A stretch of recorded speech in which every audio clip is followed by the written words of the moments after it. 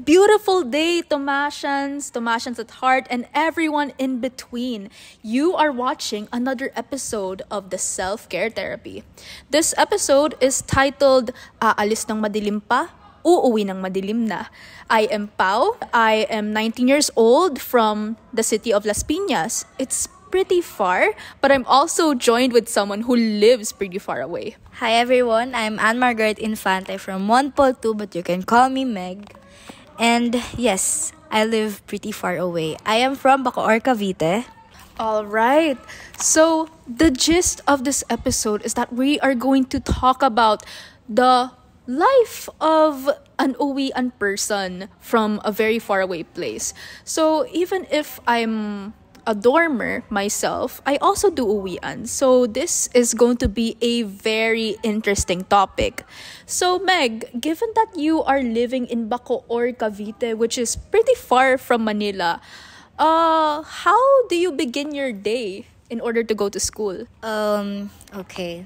From the start, of course, mag-a-alarm ako, mga 3. And that's super duper early kasi usually, yung mga ka-block ko, they like mag-a-alarm sila just few minutes before the class kasi maliligo lang sila, tas lalabas lang, tas ayun na yung school. While ako maliligo, then of course, I have pets, so asikasuin ko pa sila in the morning. Then, kakain, ako din magluluto kasi I don't want to bother any of my family members. So, pagkaluto, pagkakain, and that takes me 2 hours, let's say, and siguro ang pinaka-latest ko na naalis dapat sa bahay is 5 o'clock. So, most of my classmates ng 5 o'clock tulog pa sila while ako bumabiyahe na. Tapos, ayun, from our house, magje-jeep ako hanggang sa parang pinaka-main na parang bayan sa amin. Then there, may mga van na dumadaan na going to Loton City Hall. Ayun, sasakay ako doon and it cost me like 90 pesos. Student fee na yun 90 pesos. Minsan di pa sila nagsusukli guys pag 100 yung binigay nyo. Kaya I try my best na magkaroon ng barya palagi. So, 90 pesos, then bababa ako ng City Hall, tas another 11 pesos jeep going to Dapitan, na sobrang rare pa minsan ng jeep. Puro Espanya. Ang tagal ko nag-aantay. So, madalas akong late. Pero ayun, ang struggles ko siguro, yung traffic. Kasi kung titignan mo malapit lang talaga yung yung Bacoor sa Manila. Like, after Manila, unang Cavite na ma-encounter mo is Bacoor. Pero, yung traffic is super lala. Like, kahit malapit lang siya, parang it will take you 2 hours kahit pag titignan mo 1 hour lang siya sa maps, ganon. Yung layo niya 1 hour lang pagitan, pero magiging 2 hours dahil sa traffic. Super traffic sa Cavite, tas may minimal na traffic din sa Manila. I know, hindi siya minimal for others, pero since na-experience ko yung sa Bacoor, I could say na minimal yung sa Manila pa, pag kinompare mo sa Bacoor na traffic. So, ayun, ikaw, Pao, anong struggles na na-experience mo as someone na kahit may dorm, umuwi pa rin madalas? Okay. So actually, I don't live very far away from you kasi 'di ba taga Bacoor ka. Katabi lang kasi ng Bacoor, Las Piñas. Oh, yeah. So kaya ako may dorm kasi akala ng parents ko makakasali ako ng UST Prime or sa Lingawi, pero that's not the case, but also because dati ang inaccessible and ang mahal din ng commute, pero mas mahal yung sa inyo. Yung commute ko kasi dati, if I go to UST, is that magta-tricycle ako ng umaga, and usually, ang rare ng mga tricycle ng mga 4 a.m., 5 a.m. So, ayun. Tapos, pagkalabas ng subdivision namin, may UV Express papunta na yung Loton. And it costs 50 pesos for a student fee. Mura. And then, magje-jeep ako sa Dapitan. And sabi mo nga rin, it's rare na may jeep na padapitan kasi puro sila pa Espanya. So, ayun, now na may Dr. Santos Station, which is malapit lang sa amin, nagko-commute na ako. And nalilesen yung gastusin ko sa dorm, which is good. But I also feel the struggles of an uwian person from Las Piñas to UST. Yung struggle ko mostly is rush hour. Especially kapag uwing-uwi na ako. Pero it's only 6 p.m. 6 p.m. dagsaan yun ng mga tao sa LRT. Tayuan talaga. Sometimes, inaantok na ako after a very long day. Tapos, yung struggle ko pa, tatayo pa ako. Pero, yung mas malala is yung pila sa tricycle. Kasi, dun sa labasan ng subdivision namin is may pila ng TODA. Tapos, umaabot talaga yun from... Okay. To compare... UST, Dapitan to Espanya. Actually, di naman ganun ka-OA. Pero siguro, St. Raymond's hanggang main building, yung pila. So, ganun. Tapos, iilang tricycle lang yung dumadaan per minute. So, minsan, 2 or at most 3. So, talaga? Struggle talaga. And yung isa pang struggle is that hindi ako morning person. Same. So, kailangan ko talaga kasing gumising at around 4 a.m. Well, mas maaga yung sayo. Pero 4 a.m. minsan kulang pa kasi mabagal akong kumilos. Same. So, you guys might be wondering, Pao, may dorm ka. Bakit ka nag-uuwian? Okay, so there are a few justifications as to why nag-uuwian pa rin ako kahit may dorm. Una is yung gastusin sa kuryente, sa tubig. So, yung rent kasi sa dorm namin is 6K per person. 2 na kami doon. Pero, hiwalay pa doon yung kuryente, tapos yung tubig, tapos yung location pa ng, yung atmosphere and yung vibes ng dorm namin. Nakaka-homesick. Tapos, may 2 pa kasi akong kapatid. Tapos yung bunso ko pang kapatid, which is 4 years old, lagi akong namimiss. Minsan tinatawagan ako pag nasa dorm ako, Ate Pao, where are you? Cute. So, natatouch talaga ako. Tapos, nag-uuwian ako whenever na pumapasok ako sa UST for my orgs. Or kung may NSTP, pag wala akong 7 a.m. class. So, ayun, considering na commuting and preparing takes a huge chunk of your time, how are you able to get through this? Actually, that's the same question I ask myself every time. Kasi I'm still struggling. Like, may mga times, may mga point talaga sa life ko, student life ko, when I entered UST na super unmotivated ko pumasok. Kasi parang, for me, alam mo yung pagbabangon ako, sabi ko, kulang na yung tulog ko. Samantalang yung mga kabla ko na naka-dorm, tulog pa sila right now. Tas ako, kailangan ko na mag-ready, ganun. Pero at the same time kasi, mamomotivate ka pa rin kasi dream mo yun eh. Parang, it's a privilege to study in UST eh. Tapos, nakapasok ako sa mga gusto kong orgs. Tapos, gusto kong course. So, bakit pa ako tatamarin, diba? I mean, kahit sobrang hirap ng pinagdadaanan, ganun, it's okay. Kasi, iba pa rin, parang sobra-sobra pa yung kapalit sa akin, ganun. Tapos, despite yung mga hirap na yun, parang nababawasan din siya. Kasi, like what you said, no, homesick ka when you're in dorm. Samantalang ako, everyday ako nakaka-uwi. So, parang, iba yung comfort na binibigay sa'yo ng kama mo eh, di ba? Parang tulog ka kaagad kahit ano ka, yung parang feeling ko kasi pag nag-dorm ako, hindi ako agad makakatulog sa kama. Parang, ewan ko lang iniisip ko lang kasi kapag nag-overnight kami sa bahay ng iba, hindi talaga ako nakatulog agad. Like, or hindi maayos yung tulog ko unless sa kama ko talaga. So, parang, nahihirapan din ako i-let go yung kwarto ko kasi parang kwarto ko yun eh. Parang may sense of comfort pag andun ako. Tapos bukod pa doon, I have a lot of pets. So parang super saya na pagdadating ako kahit super late. Andun pa rin sila para sumalubong. Pagpasok ko ng gate, kumakahol na. Kahit nasa tricycle pa lang, kumakahol na sila. So parang, may nag-aabang sa akin everyday. Tapos, ayun, yung family ko rin, syempre, of course.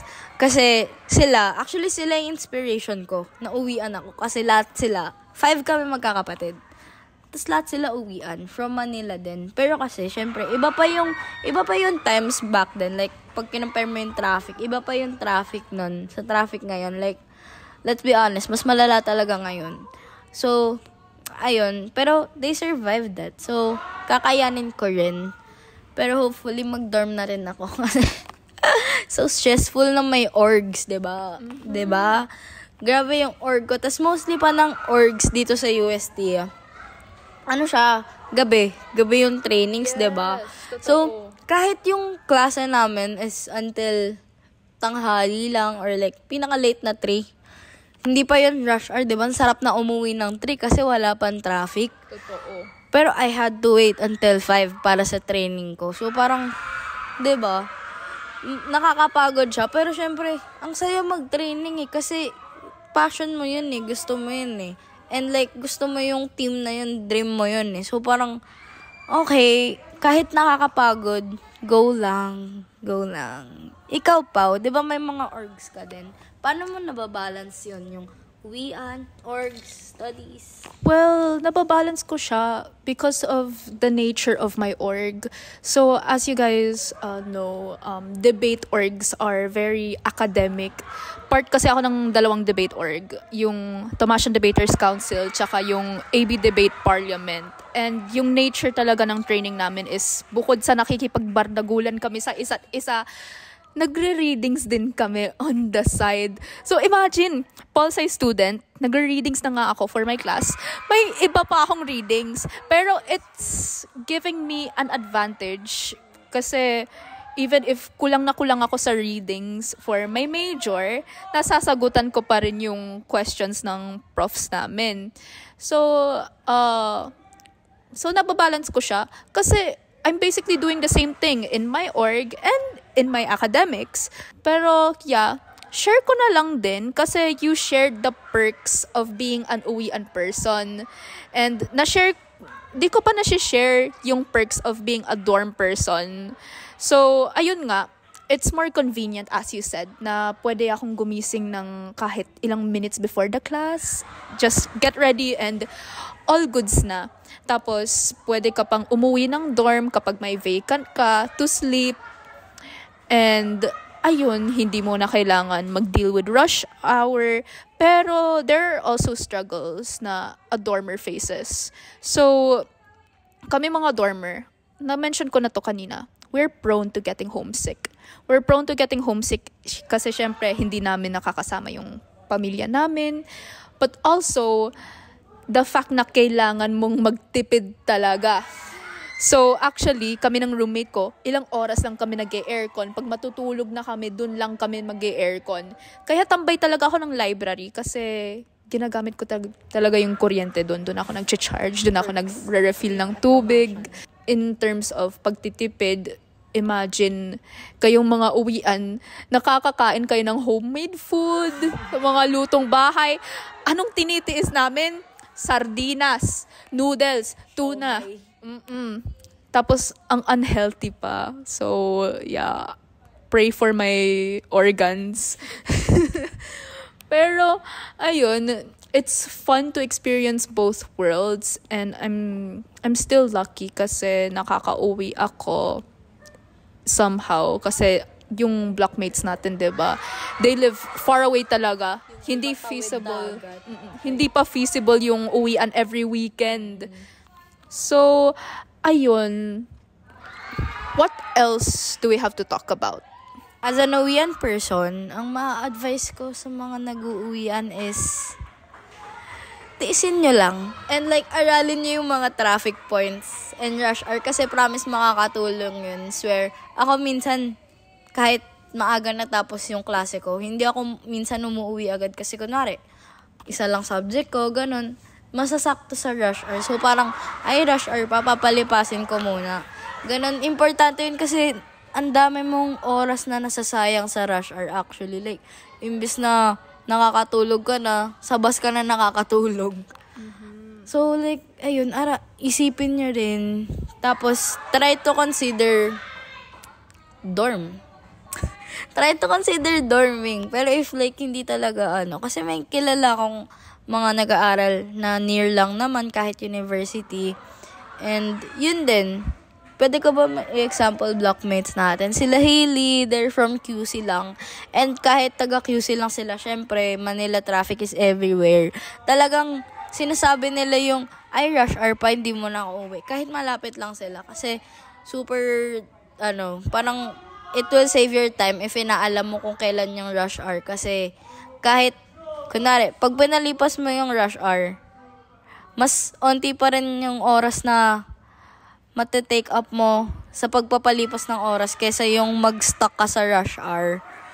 Tapos, siguro explore lang. Kasi ako, since from Cavite, ang dami ko na-explore na routes talaga. As in, everyday, there's a new adventure. Parang gano'n.